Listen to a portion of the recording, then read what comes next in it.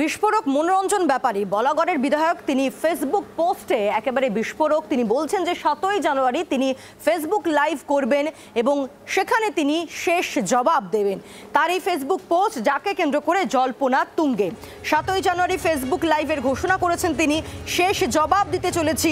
মনোরঞ্জনের পোস্ট ঘিরে জল্পনা তুঙ্গে। দলেরই এক যুব নেত্রীর বিরুদ্ধে একাধিক দুর্নীতির অভিযোগ।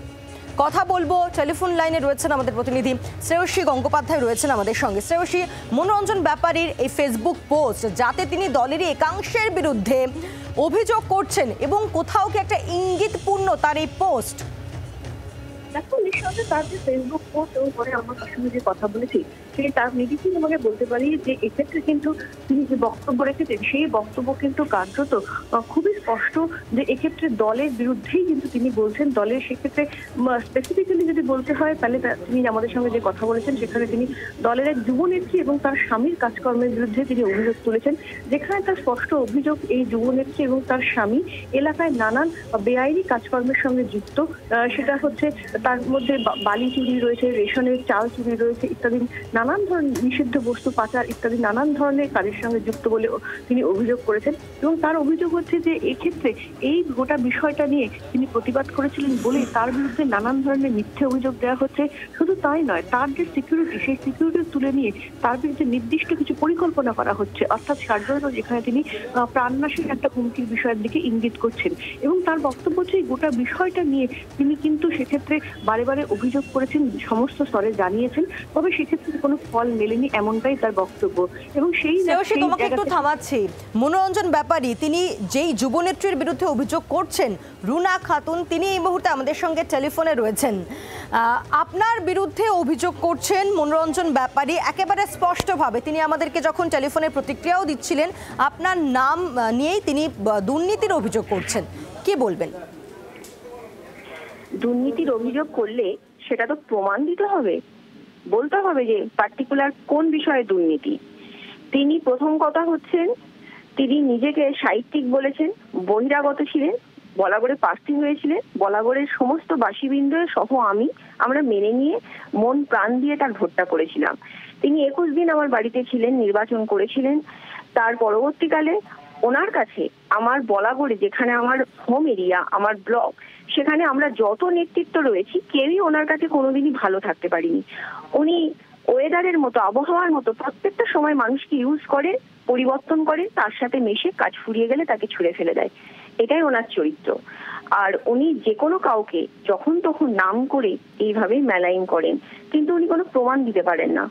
মনোরঞ্জন ব্যাপারীকে প্রশ্ন করুন, প্রশাসনকে প্রশ্ন করুন যে উনি একজন বিধায়ক হয়ে তাহলে কি করছেন? দুর্নীতির মোকাবিলা করছেন না। উনি বলেছেন, রুনা দেবী, মনোরঞ্জন ব্যাপারী তিনি আমাদেরকে বলেছেন টেলিফোনে যে তিনি সমস্ত দুর্নীতির বিরুদ্ধে অভিযোগ নিয়েছে, তাই আপনি এই মুহূর্তে সরব হয়েছেন এবং আপনি নাকি নিজে প্রভাব খাটিয়ে মনোরঞ্জন ব্যাপারীর সিকিউরিটিও তুলে নিয়েছেন। এই অভিযোগও তিনি করছেন। তিনি প্রাণনাশের তিনি বলছেন যে তার উপর হামলা হতে পারে, একটা সুপ্ত আশঙ্কাও তিনি করছেন। এগুলো নিজের ওজন বাড়ানো। আমি একজন সাধারণ জেলা পরিষদের সদস্য এবং সংগঠনের দায়িত্বে রয়েছি। অ্যাডমিনিস্ট্রেটিভে উনি আমার থেকে অনেক বড় পদে রয়েছেন, উনি একজন এলাকার বিধায়ক। কাজেই আমি এত ক্ষমতাশালী হয়ে গেলাম যে আমি ওনার সিকিউরিটি তুলে নিতে পারলাম।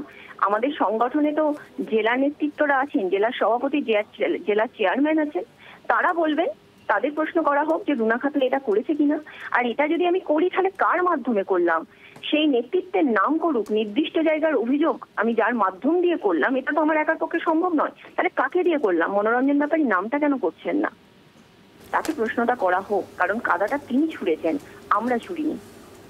ধন্যবাদ। আমরা কথা বললাম যুব তৃণমূল নেত্রী রুনা খাতুনের সঙ্গে। আর এবার আপনাদেরকে মনোরঞ্জন ব্যাপারী বলাগড়ের বিধায়ক, তার প্রতিক্রিয়া আমাদের কাছে রয়েছে, সেই প্রতিক্রিয়া আপনাদেরকে শোনাবো। কি অভিযোগ তিনি করছেন শুনুন।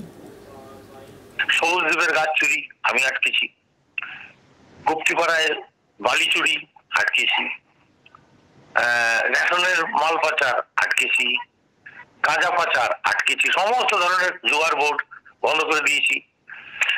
আমাকে তো মানুষের কাজ করতে হবে, মানুষের যা বলবে আমাকে তো করতে হবে। এখন এই সব কাজগুলোর সঙ্গে যে সব লোকেরা যুক্ত, ঘটনাক্রমে তারা আবার আমাদের সঙ্গেও যুক্ত। এই ধরনের দুর্নীতির সঙ্গে আমি কখনোই যুক্ত হইনি, হব না। এখন এই শত্রু যারা হয়ে গেল তারা আমার অনবরত ক্ষতি করার চেষ্টা করেছে। আচ্ছা, এবারে একদম সরাসরি নাম ধরেই বলছি, রুনা খাতুন, যিনি আর তার স্বামী পুরো বলাগড়টাকে তো চুষে গিয়েছে। আর রুনা খাতুন হুগলির যুব সভাপতি হওয়ার জন্য পুরো হুগলিটাকে চুষে খেয়েছে।